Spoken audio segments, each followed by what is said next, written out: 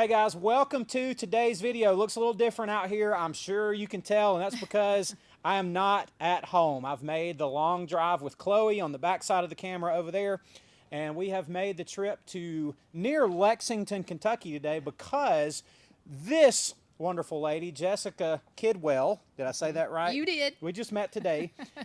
She reached out to us through seeing our YouTube videos quite a few weeks ago, and she said, hey, I can help you guys grow mums if you want to learn how to grow. So we went back and forth through some emails and then a Zoom call, and we decided to make the 350-mile drive up so she could show us her stuff, her setup, and all the rest. So I'm going to show you a little bit about what she does today, and she's going to fill in all the blanks and details because I don't really know any of them. We're going to dive in here and we're going to get right to it.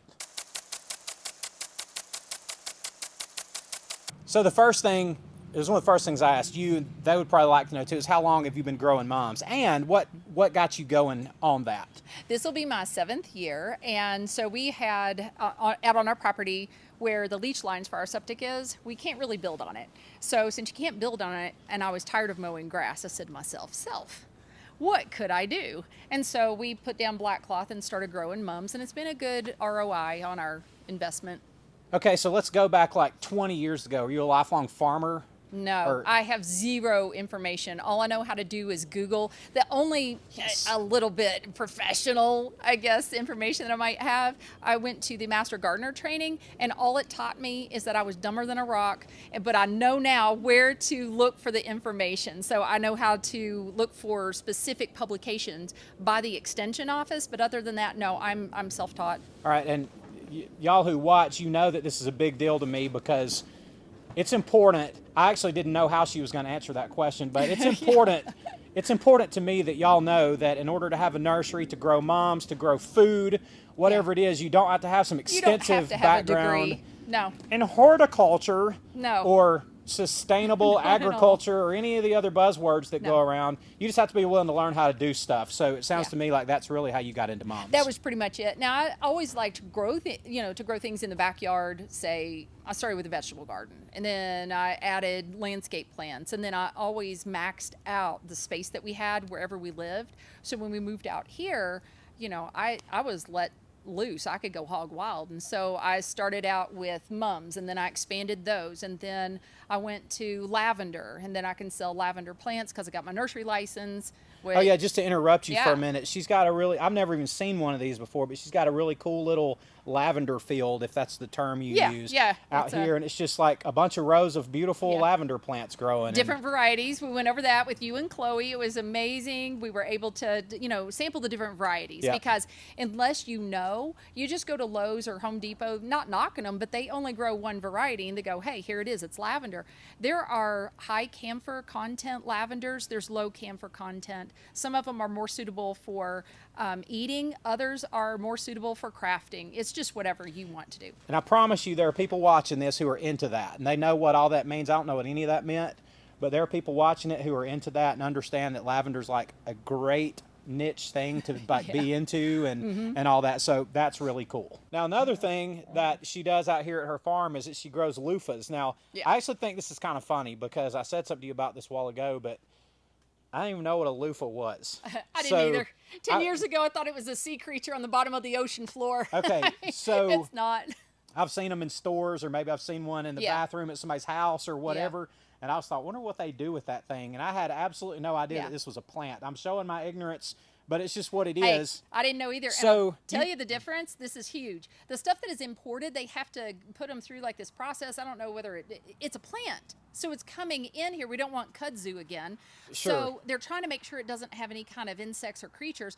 Whatever they do, it alters the fibers and it makes them so stiff. It's like taking a bath or a shower with like a lava rock or a pumice stone. It's so hard. Mine are very soft. Anything that's grown in the U.S., it doesn't matter where you get it. If it's grown in the U.S. and it doesn't have to go through customs, it's going to be extremely soft when you get it wet. And so it's wonderful. So yeah. Here's the remainder of them that I have drying from last season. Look, this thing looks something like a giant cucumber. It is related to the cucumber. Okay. Yeah. So good call there. So it grows. It grows on a vine. Yep. Okay. It grows on a vine. And what do you? What, This so, still has seeds in it, so hold that, but don't turn it sideways. Okay. So this they one, look like pumpkin seeds. yeah, so you can see these look like watermelon seeds, and they're about that size, but there are different types of loofah, several different. In Asian and Indian cuisine, they eat them. They eat them when they're smaller. They have to be no longer than about 6 inches, and they don't form the fiber. So it's more like a squash. Then you have this kind, and this is a white seed variety. Now, in some of my loofah growing groups, they're like, oh no, the seeds are white. It doesn't matter. You have to look at how plump they are and if they're mature. Now, if they're shriveled up and stuff, that's different, but different varieties have different types of seeds. But what I do is I process them, I wash them off, I take the seeds out, and then I can cut them down to the different sizes, and they're just wonderful. As far as getting rid of microplastics, you don't have all those, the scrubbers you get at Kroger's or whatever. You won't have those anymore. You won't throw those in the landfill. All you do is you just throw this in the compost bin when you're done, or just This recompost whole thing. it. I mean, yeah. if it were yeah, no because good. it's a plant. It's biodegradable. It's Okay, going to because just it break just down. seems like it's plastic or whatever, and it's Yeah. obviously not. But it just seems like it is. So these are the last of them that I'm processing for from last season, and I showed you inside the ones that I have. I've got them all, cut down and things. And there's different things that you can do with them. You can scrub glasses, or you can use it to scrub, your body, or things that are softer, like your kitchen counters, something like that. Delicate type things. Without scratching. Okay. So one of the reasons that I wanted even, you want to call this an interview? Am I Sure. interviewing you? We're having a conversation. Okay, we're having a conversation. Thank you. One of the reasons I wanted to do this is just to show you, because it's really what we kind of specialize in on our channel is small farms, small spaces, doing unique things with growing plants, using the dirt, whatever you've got to grow things that you can make some extra money at, or to make a living at, as the case may be. And these loofahs, which I just think they're interesting because they're such an unknown to me. But I mean, are you actually making some money selling these, or Yeah, the past are you just 2 playing, years, or what are you well, doing? at first I was playing because I was just still enthralled with the fact that they weren't sea creatures. Just trying to figure out Yeah. how to do it. So you do have to figure out how to do it, because there's really not a lot of information, or you have to. I have a friend, and he helps me translate videos from China on how to grow this. I mean, it's really, there's not a lot of information. The biggest part is labor. You have to wait for them to dry, then you have to get the seeds out, then you have to peel them. So there's a little bit of the processing, and Sure. that takes a while. It's kind of messy, but it's not that bad.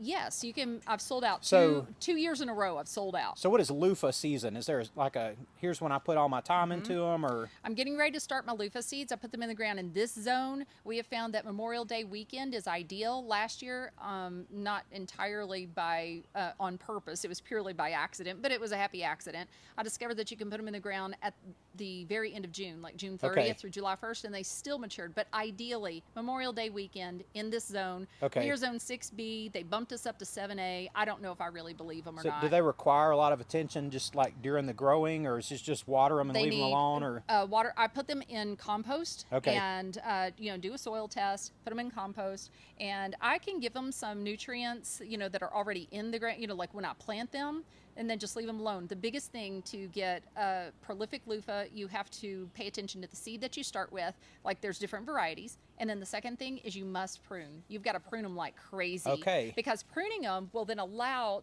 instead of them putting all the energy into a lot of green leaves and vines, because I can remove 100 pounds of vines a week just Oh, wow. in pruning. Oh. Bentley's coming through here. And so that's probably the biggest thing. If you prune it, then you will allow the fruit to develop on Okay. the ones that you have, and then they'll be great. Okay, so we've got loofahs, Mm-hmm. we've got lavender, and the thing that I care about the most, that I'm most interested in, Mums. obviously, is Yeah.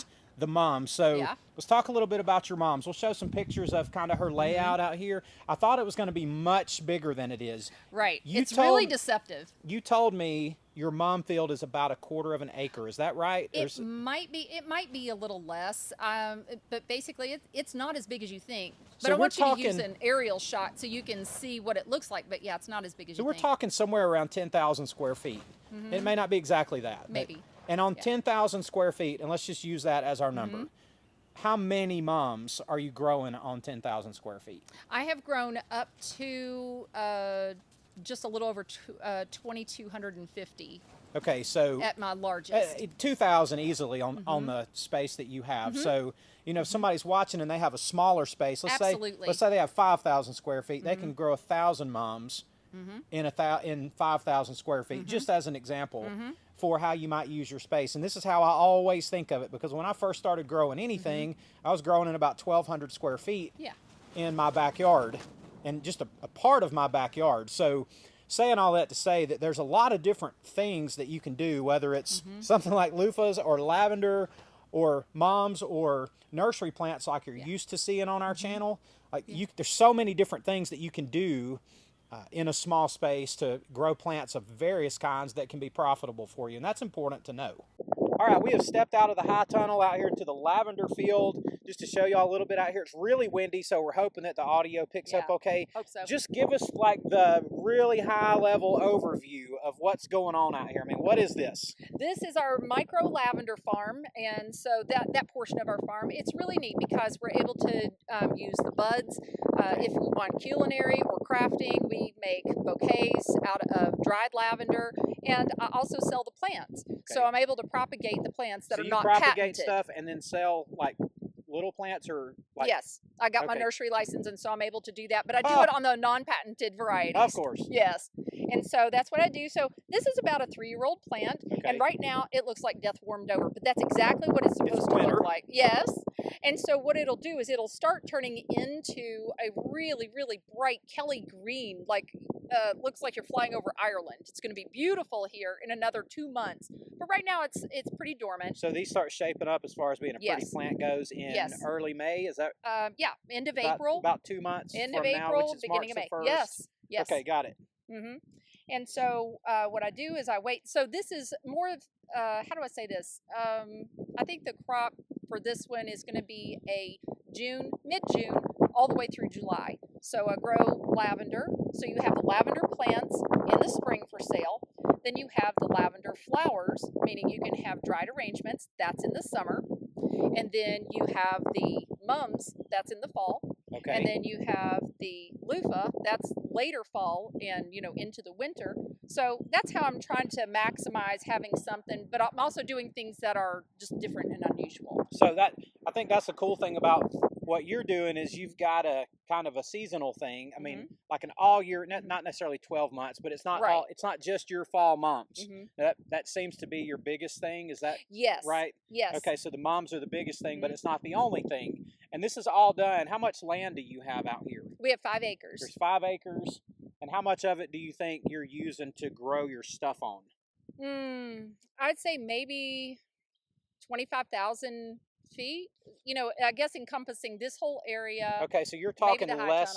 That's less than an acre. An acre is about 40,000 square feet. Yeah, 44,000, I think. So you do what you do on about 25,000 square feet, or maybe just over half an acre. Yeah, you can do a lot. And that's what's impressive to me is how much you can do with a small space. And absolutely, that's the heartbeat of my channel, man. Yeah, we're maximizing. Absolutely, this. I want people to know that whatever space you have, you can do it. You can definitely do it. And anything from lavender to loofahs to mums to nursery plants, shrubs, perennials. All of it. And that's really what I wanted to show people today. So I appreciate you showing us all this. Hey, thanks for coming out. It's been great. Thanks for letting me share. All right, so I just wanted to show y'all this today as we came to meet Jessica and her teach us some stuff. Y'all need to check out her website for her little farm here. It's floralfoxfarm.com. I'll put a link to that right below here. I mean, right here in front of me, there's some peonies that are going to be growing. She's getting into cut flowers too. So there's just all these different things that are possible, and that's what I really wanted to show you guys today. Well, hey, thank y'all for being with us today. Appreciate Jessica letting us come hang out and take a good chunk of her morning today. I love y'all. Thanks for watching, and I'll see you on the next one.